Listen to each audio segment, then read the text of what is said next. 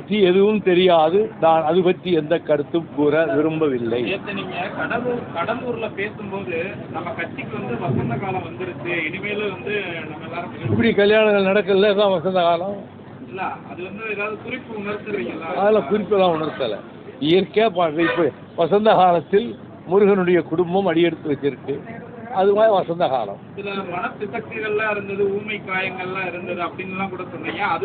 அதுக்கு பதவுரை பொழிப்புரை எழுதுறதுக்கு சாயங்கால கச்சேரி நடத்தக்கூடிய நம்முடைய நண்பர்கள், தொலைக்காட்சி நண்பர்கள், அதுக்கு பதவுரை பொழிப்புரை விளக்க உரை விமர்சன உரை கண்டன உரை எல்லாம் நடத்துவாங்களே, தாராளமாக நடத்தும். 2 நாடுன்ற அந்த உரை புத்தகம் யார் யாருக்கு சார் அனுப்பிடுத்துறீங்க? முன்னாள் முதலமைச்சர் மு.க. ஸ்டாலினுக்கு அவர் அணிந்து கொடுத்திருக்கிறாரு. முன்னாள் முதல்வர் ஆர்வீர் சகோதரர் தளபதி மு.க. ஸ்டாலின் அணிந்துரை தந்திருக்கிறார், வாழ்த்துறை தந்திருக்கிறார். 22 பேர் தலைவர்கள் அணிந்துரை தந்திருக்கிறார். 22 பேர் இந்நாள் முதல்வர் முன்னாள் முதல்வர் கலந்துக்குவாங்களா? எதிர்பார்க்கிறேன். அது அவங்க முடிவு. சட்டமன்றத்தில் நடைபெற்ற அந்த விவாதம், முதல்வரோட பேச்சு, தண்ணி பேசியிருக்காரு. ஒரு மூத்த அரசியல் தலைவரா எப்படி பாக்குறீங்க? உங்களுடைய பார்வையில எப்படி? குறுகிய நாட்களுக்குள் தன்னை ஆயத்தப்படுத்தி கொண்டு வருகிறார். இன்னும் 6 மாதங்களுக்குள் தன்னை முழுமையாக அவர் தயார்படுத்திக் கொள்வார். He will equip himself to run the administration. ஆட்சியை நடத்தக்கூடிய நுணுக்கங்கள், நிர்வாக நுணுக்கங்களை போக போக சில மாதங்களில் அவர் கற்று தேர்ந்து தெளிவு பெற்று விடுவார் என்று நான் நம்புகிறேன். சைகை செஞ்சாருன்னு சொல்லி ஒரு விமர்சனம் பண்ணுறது முன்னாள் முதல்வராக இருக்கக்கூடிய ஸ்டாலின் அவர்களை ஒரு சைகை செஞ்சாருன்னு ஒரு பரவலாக பேசப்படுது. அதை நீங்க எப்படி பார்க்குறீங்க? எதிர்கட்சி தலைவர்கள் பேசுனது, எதிர்கட்சி தலைவர் பேசுனது, அதை பற்றி நான் கமெண்ட் அடிக்க முடியுமா? அதுபோலத்தான் அவங்க பேசுனதையும் கமெண்ட் பண்ண விரும்பலை, முதல்வர் பேசுனதையும் நான் கமெண்ட் பண்ண விரும்பலை. இது பற்றி எந்த கமெண்ட்டும் சொல்ல நான் விரும்பவில்லை. உள்ளாட்சி தேர்தல் பணிகள்லாம் தொடங்க இருக்காங்க, எல்லா கட்சிகளும் தொடங்க இருக்காங்க. மதிமுக மக்கள் நலனுக்காக நாங்கள் போய் ஓட்டே விழாத ஒரு வேலையில் ஈடுபட்டு வேலைக்கட்டில் எடுத்துக்கிட்டு இருக்கோம். ஒரு ஓட்டு அதனால் கிடைக்காது.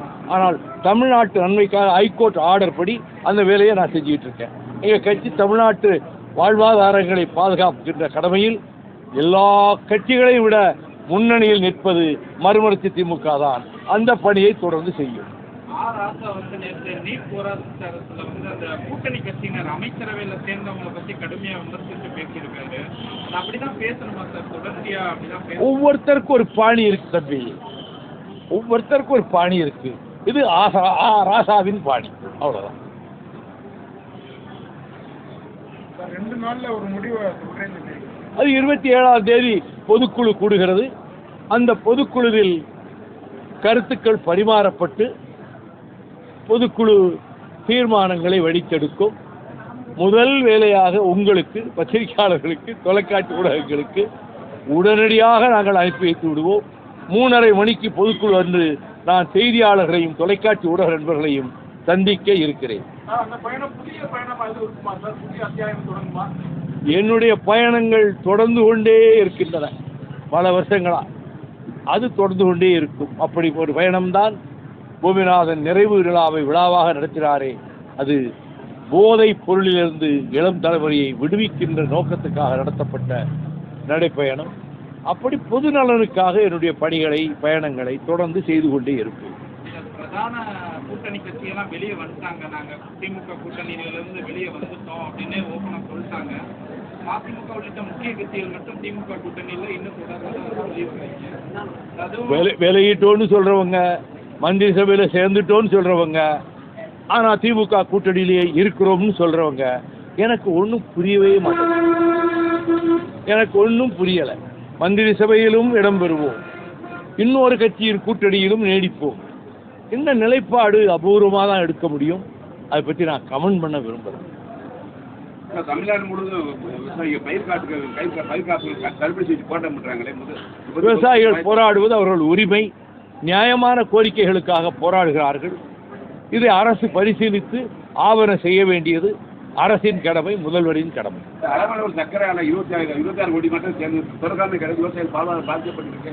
அதை இந்த மாதிரி திறக்காம இருக்கிறது, நடக்காம இருக்கிறத பத்தி எல்லாம் பேச ஆரம்பிச்சா அது நீண்டு கொண்டே செல்லும். அதுக்குள்ள நான் போக விரும்பல.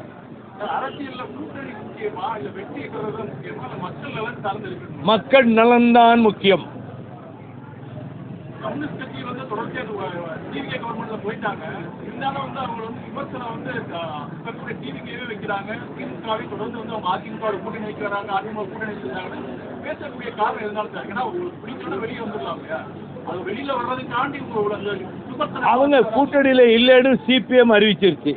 திமுக கூட்டணியில இல்லைன்னு வீரபாண்டியன் சிபிஐ அறிவிச்சிட்டாரு. கூட்டணியில் இல்லைன்னு சொல்லிட்டாரு. அவங்க கருத்துக்களை சொல்லிட்டு இருக்காங்க.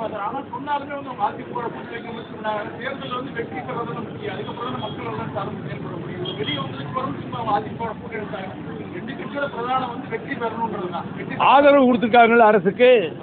2 கம்யூனிஸ்டுகளும் இந்த அரசுக்கு, தாவேக அரசுக்கு ஆதரவு கொடுத்துருக்காங்கல்ல. அது வெளிப்படையத்தான் கொடுத்துருக்காங்க.